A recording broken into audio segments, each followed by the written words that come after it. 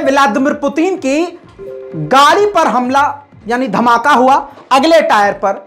उनके कई सारे सिक्योरिटी गार्ड अभी तक फरार हैं और पुतिन पर हमले का खतरा मंडरा रहा है।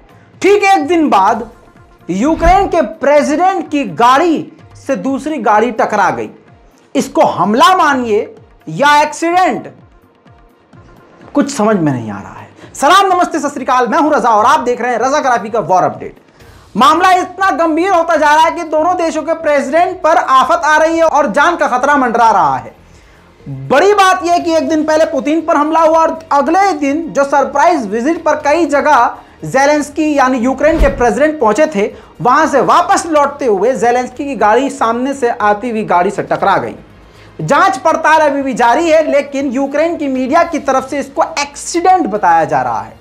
लेकिन सूत्रों की माने तो दाल में काला या शायद पूरी दाल ही काली है, बाकी समझदार को इशारा काफी है। 1945 के बाद पूरे यूरोप में सबसे खतरनाक सर्दी आने वाली है। खड़े खड़े आदमी जम जाएगा ऐसा कहा जा रहा है और यह सर्बिया के प्रेसिडेंट ने कहा है। और वो भी क्यों? क्योंकि ये जो यूरोप है, हम शुक्र अदा कीजिए कि आप भारत में रहते हैं जहां पर हर मौसम का मजा है और मौसम सजा नहीं है। दूसरे यहां तो मौसम बड़ा सजा बन जाता है भाई, ठंड सजा है वहां के लोगों के लिए।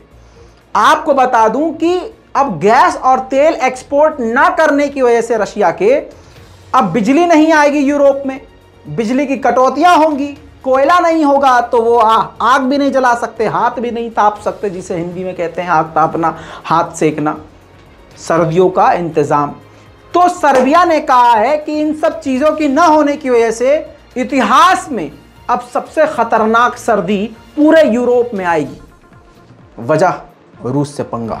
वहीं यूरोपीय यूनियन के इस बुढ़े मेंबर ने रूस पर लगे हुए पाबंदियों को डाइट से मैच कर दिया। जैसे कि मोटापे को रोकने के लिए डाइट करते हैं लोग, तो कहा है कि रूस के आतंक से बचने के लिए हमें पाबंदी इस पर लगानी ही होगी।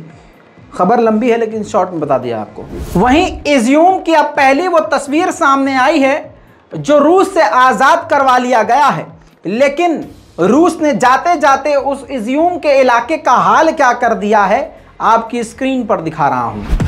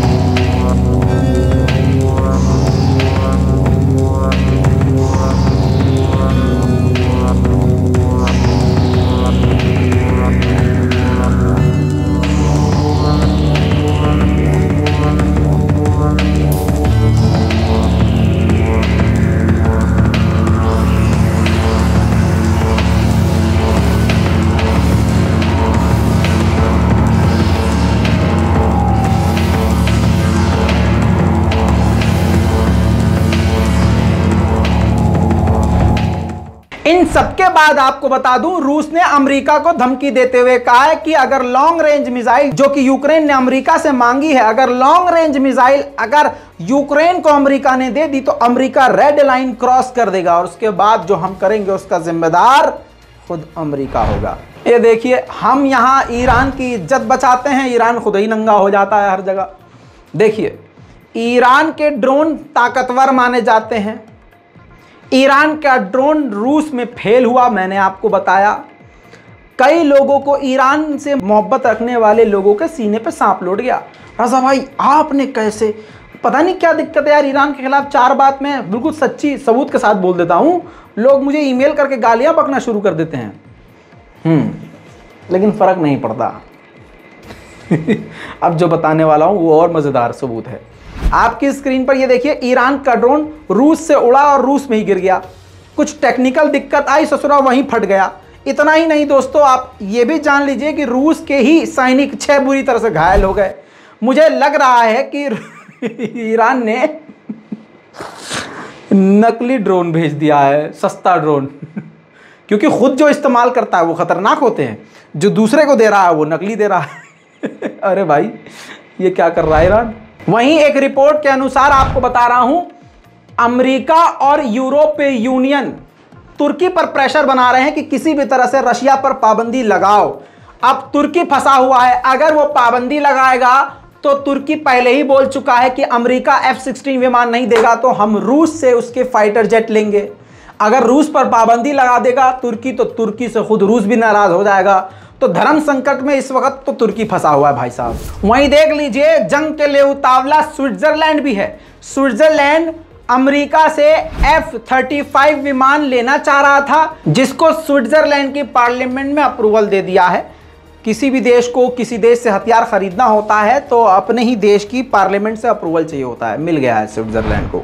अमेरिकी मेंबर ऑफ पार्लियामेंट, अमेरिकी जबान में सेनेटर्स ने एप्लीकेशन लिखकर संसद में पारित करने के लिए दे दिया है, जिसमें यह मांग की गई है कि रूस को टेररिस्ट सपोर्टर कंट्री घोषित कर दिया जाए। अब दोस्तों, यूक्रेन की ऐतिहासिक जीत कई इलाकों पर हुई है।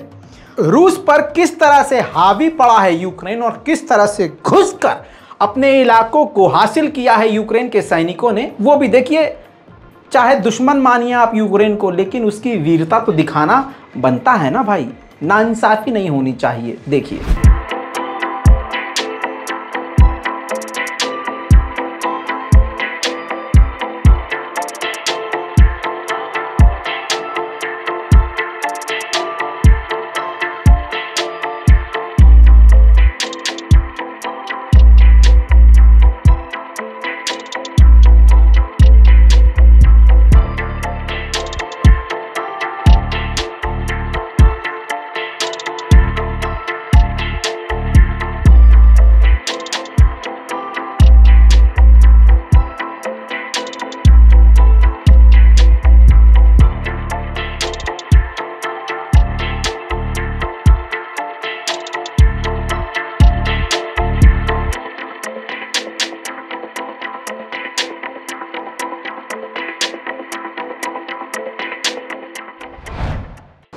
यूक्रेन और रूस के सैनिकों में बेलगोरोड के इलाके में टकराव अभी भी जारी है, बमबारी हो रही है।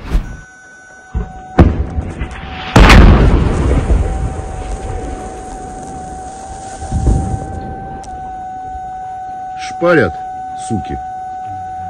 По нам шпарят. Это танк хуярит. И танк где-то недалеко стоит.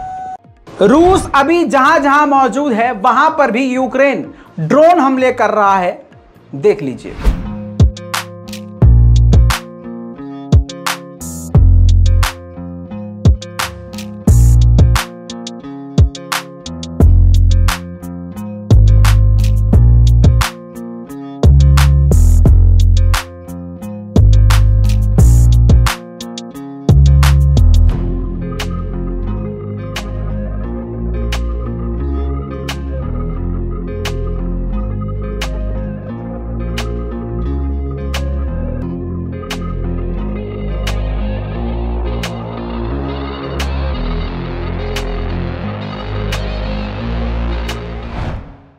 अब यूक्रेन के एक नागरिक ने सेल्फी वीडियो बनाते हुए जानकारी ये पहुंचाई है कि भाई साहब, रूस के सैनिक भागते हुए हमारे सोलर प्लांट भी उठा के ले गए हैं। देखिए, уздовж усієї траси з Харкова до Ізюма такі повалені стовпи. Я ніяк не міг зрозуміти, а як може так бути, що стовпи так повалені, тому що ударна волна не може так сильно перекорочити метал. І ось я побачив і спеціально зупинився, що ж сталося. А це були стовпи на пішохідних переходах, на яких були сонячні батареї. Ці варвари, а ще батареї акумулятори, ці варвари під'їжджали танками, збивали ці стовби, бачите? Збивали стовби танками, щоб їх наклонити. Після того вони розкорочували акумулятори. जानकारी के लिए बता दूं कि रूस ने, बिल्कुल लेटेस्ट जानकारी है, रूस ने अपने हमलों को बढ़ाया है। जाहिर सी बात है, लगभग 50% जगह उसने अपने हाथों से फिर से गंवा दी है। तो ऐसे में रूस की सेना हमलावर तो होगी ही। देखिए,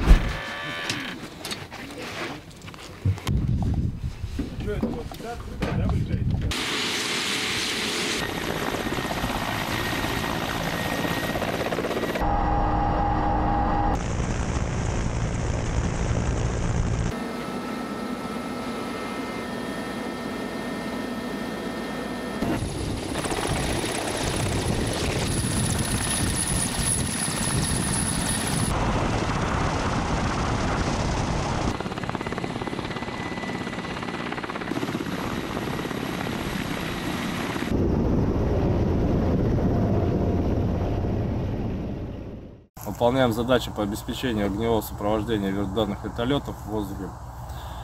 Была ситуация после боевой задачи на возвращение, поступила информация о том, что в нашем районе подбита техника. ये देख लिया आपने, अब शाम होते होते रूस ने अपने रॉकेट लॉन्चर से बड़ी तबाही यूक्रेन की तरफ भेजी।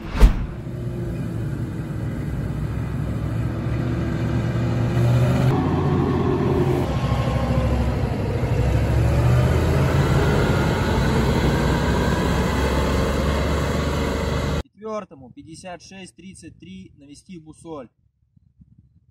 Залпом 333.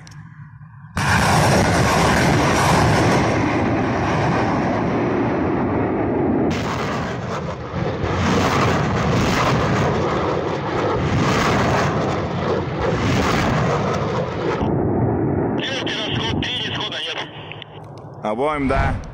रशिया के डिफेंस मिनिस्टर चेचनिया पहुंचे। उन्होंने पूरा दौरा किया और सैनिकों से बातचीत भी की। Уже работает. У нас на сегодняшний день выполнены объемы работы.